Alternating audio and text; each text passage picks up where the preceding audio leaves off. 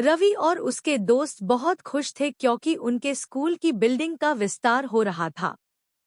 एक नया ब्लॉक बन चुका था, लेकिन अजीब बात यह थी कि वहां जाने की सख्त मनाही थी। क्यों? रवि ने एक दिन टीचर से पूछा। टीचर ने सिर्फ इतना कहा, यह स्कूल बहुत पुराना है, कुछ जगहों पर मत जाना। रवि और उसके दोस्त उत्सुक थे। आखिर ऐसा क्या था वहां? डरावना कमरा। एक दिन स्कूल में बिजली चली गई। पूरा स्कूल अंधेरे में डूब गया। उसी दौरान रवि और उसके दोस्त रितिका और अमित ने सोचा कि वे नए ब्लॉक में जाकर देखेंगे। जैसे ही उन्होंने दरवाजा खोला, ठंडी हवा चलने लगी। अंदर बहुत धूल थी, जैसे वहां सालों से कोई आया ही न हो। तभी चॉकबोर्ड पर खुद ब खुद कुछ लिखा जाने लगा। भाग जाओ, यह जगह तुम्हारे लिए नहीं है। तीनों दोस्त डरकर पीछे हटे। अचानक एक खिड़की का कांच टूटकर गिरा और एक अजीब सी परछाई दीवार पर दिखी। चुड़ैल का रहस्य। अगले दिन वे लाइब्रेरी गए और पुराने स्कूल रिकॉर्ड देखने लगे। वहां उन्हें एक डायरी मिली, जिसमें लिखा था कि 20 साल पहले एक लड़की परीक्षा देते समय अचानक गायब हो गई थी।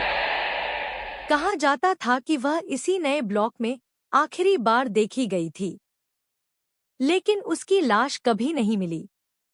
रवि को समझ आ गया कि स्कूल की चुड़ैल वही लड़की थी, जो आज भी यहाँ भटक रही थी। चुड़ैल का सामना।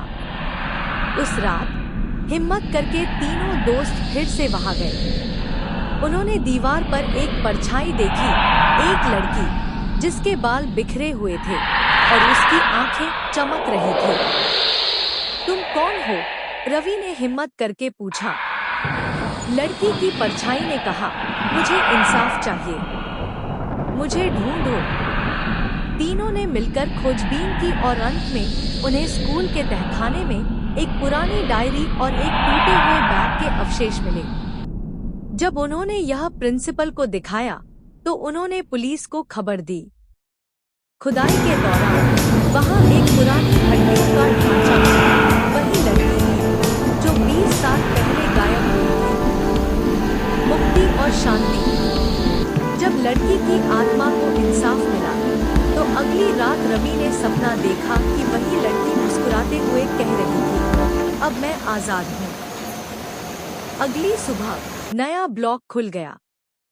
अब वहां कोई डरावनी आवाज नहीं आती थी और न ही कोई रहस्यमय परछाई दिखती थी। लेकिन क्या वह चुड़ैल वाकई जा चुकी थी, या फिर वह सिर्फ इंतजार कर रही थी अगली गलती के लिए?